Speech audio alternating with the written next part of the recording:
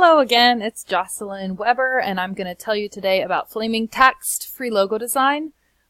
So this is for ISTE Standards for Coaches 1A, contribute to the development, communication, and implementation of a shared vision for the comprehensive use of technology to support a digital age education for all students, and 2B, coach teachers in and model design and implementation of technology, enhancing learning experiences using a variety of research-based, learner-centered instructional strategies and assessment tools to address the diverse needs and interests of all students. And I really think this is kind of the addressing the diverse needs and interests of the students.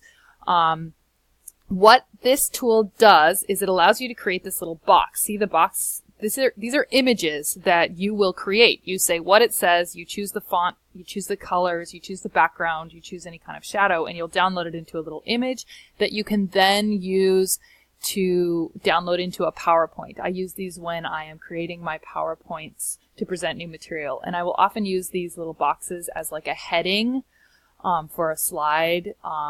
It makes your PowerPoints look a step up, a step above, and it really engages the interests of the students when you can use this. And things like the GIF maker I mentioned in another video, it really steps up your PowerPoints and makes them engaging to your students. Sometimes the kids just need you to shoot green colors and flashing lights at them in order to catch their attention, which, hey, whatever works. So let's talk about how to make one of these. Now, the easiest way is just to look at the previews. You can see there's next down here. It's a lot, but if there's something that strikes your fancy, like this fire one, I think is pretty cool. So I'm going to grab this fire one. And then you need to edit it, or unless you just wanted to say fire. But they have different backgrounds you can see down here, different fonts, different kind of things you can look at for just pre-made, ready to go. Or you can edit it and do it yourself. Now, you can change the text. Maybe I'm going to do like vocabulary. Oh, vocabulary is so cool. So we'll do vocabulary. Maybe I want to change the text, the font. There's a lot of cool fonts here and stuff that the kids will recognize. So let's do Zipperhead. So This is something that the kids will recognize. Oh, it looks like okay. So then you can choose the logo. You can choose the way you want your fire to look. Background. Do you want to have it be black? Do you want there to be a pattern?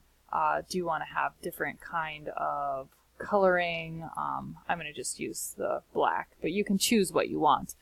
You can put in an image. Do you want it to change? What's the file format? Do you want it to be a GIF? Do you want it to be a JPEG? What do you want? And then if you're done, then you can say, okay, I'm done, and export. Or maybe let's go back and look at a little more of what the site has to do. So there's home, and home takes you here, where you can see some of these things. But I like to go to logos, and then here it gives you an alphabetical list of all the kind of pre-made sample ones you can choose, like, ooh, Northern Lights, that sounds cool. Happy Halloween, Happy New Year. Let's try Northern Lights because I'm intrigued by that. Let's see what it is. Oh, okay, it looks kind of Christmassy. So we're in the edit mode already when we come here to fonts. So we have text. Do we want it to say Northern Lights? Maybe we want it to say space vocabulary. And we can change the font size. We can change the font kind. We'll do alien because that's spacey. Okay, space vocabulary. And then we want to go to the logo. We can choose different kind of coloring that we like. By choosing a different color, you can choose different colors combinations to make it, let's say we want it to be more blue and not as red. So we can change the way that the coloring looks, and just by clicking on different options, it'll kind of let you experiment until you get one that looks, I usually just look at the end results to see, hey, that looks cool, and then keep it. And you can change the shadow. They have a kind of cool thing that's reflection, where you get a little dropped version of it kind of coming out. You can have it glow, normal, dropped. So there's a lot of different things you can do to make the image font look the way that you want it to. I like this reflection one, so I'm going to keep the reflection one here. The background, you can change the background. And always note that when you're playing with these, it will offer some alternatives down here that it thinks are kind of similar to what you're doing and might give you some ideas for what you want to do. It says more styles that are similar to what you're doing. So this is the background, and right now I just have a black background, but I can change the color of that if I want to. I can change it to a pattern. I can change it to a gradient, which is a kind of spread of colors, a rainbow, if you will. I can change it to a sunburst. Again, similar to what we did with the other one, but I really just think the simple color is the best for this one. So I'm just going to go back to the black background and keep it like that, keep it spacey. Okay, so I've got my space vocabulary. So, if I want to add an image, I can, but I usually don't. I just keep it as it is. And then I'm going to say that that looks the way that I want it to. That's going to go on the top of my PowerPoint introducing the space vocabulary. So I say done. And then here, I will get a free version of my space vocabulary logo. So what I will do is usually I download this here.